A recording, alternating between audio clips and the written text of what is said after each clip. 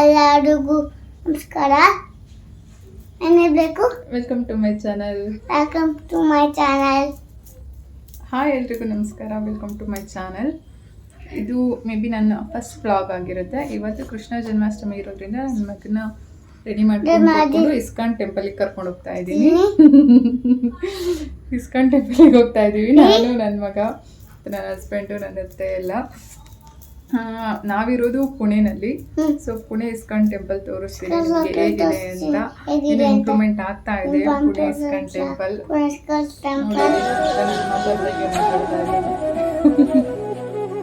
ಲಿಶಾನ ಯಾವ ಥರ ರೆಡಿ ಮಾಡಿದೆ ಅಂತ ನೋಡ್ಕೊಂಬನ್ನಿ. ನೋಡ್ತಾ ಇರ್ಬೋದು, ಅವ್ನು ಸುಮ್ಮನೆ ಅಂತೂ ಕೂರ್ತಾ ಇರಲಿಲ್ಲ. ಅವ್ನು ಕೂರಿಸ್ಕೊಂಡು ರೆಡಿ ಮಾಡೋದೇ ಒಂದು ಕಷ್ಟ ಆಗಿತ್ತು.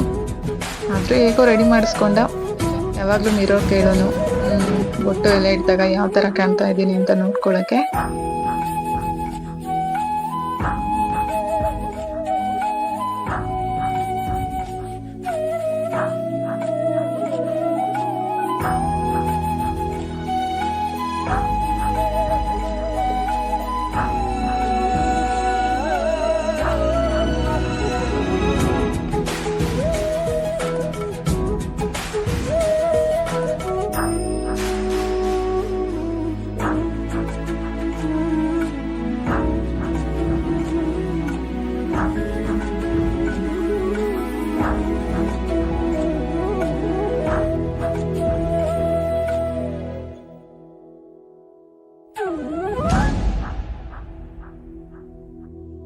ಇದು ಲಿಶಾನ ಫೈನಲ್ ಲುಕ್. ನೋಡ್ತಾ ಇರ್ಬೋದು ಲಿಶಾನ್ ಹೇಗೆ ಕಾಣಿಸ್ತಿದ್ದಾನೆ ಅಂತ.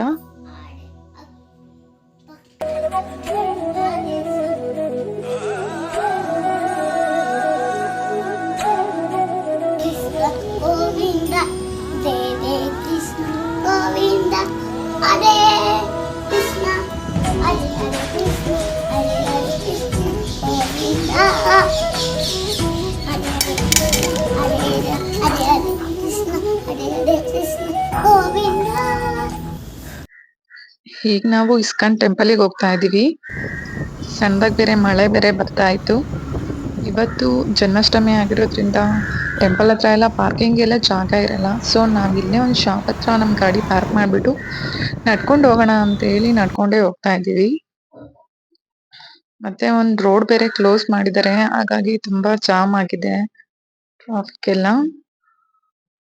ಮತ್ತೆ ತುಂಬಾ ಜನ ಬಂದಿದ್ರು ಟೆಂಪಲ್ಗೆ. ನಾವು ನೋಡ್ತಾ ಇರ್ಬೋದು, ಫುಲ್ ರಶ್ ಇತ್ತು.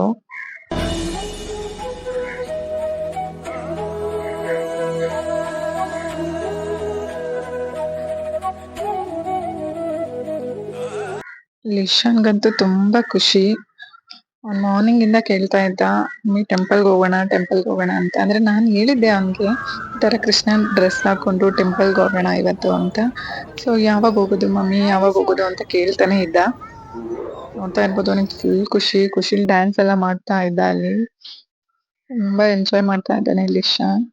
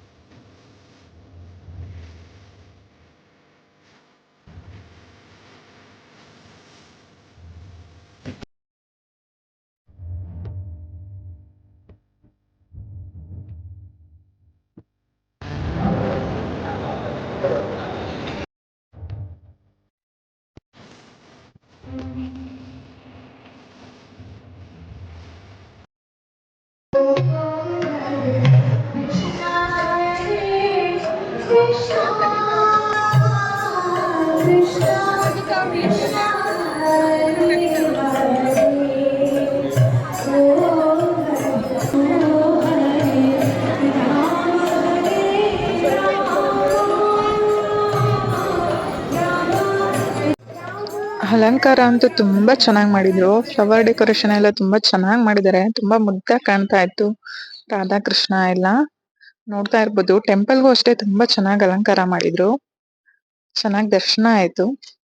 ದರ್ಶನ ಮುಗಿಸ್ಕೊಂಡು ಆಚೆ ಬಂದ್ವಿ. ಆಚೆ ಎಲ್ಲ ಕೃಷ್ಣ ಜಪ ಮಾಡ್ತಾ ಇದ್ರು, ಜಪಮಣಿ ಇಟ್ಕೊಂಡು. ಅಲ್ಲಿ ನಾವು ಸ್ವಲ್ಪ ಹೊತ್ತು ಜಪ ಮಾಡಿದ್ವಿ. ನೋಡ್ತಾ ಇರ್ಬೋದು ಅಲ್ಲೆಲ್ರು ಜಪ ಮಾಡ್ತಾ ಇದ್ದಾರೆ.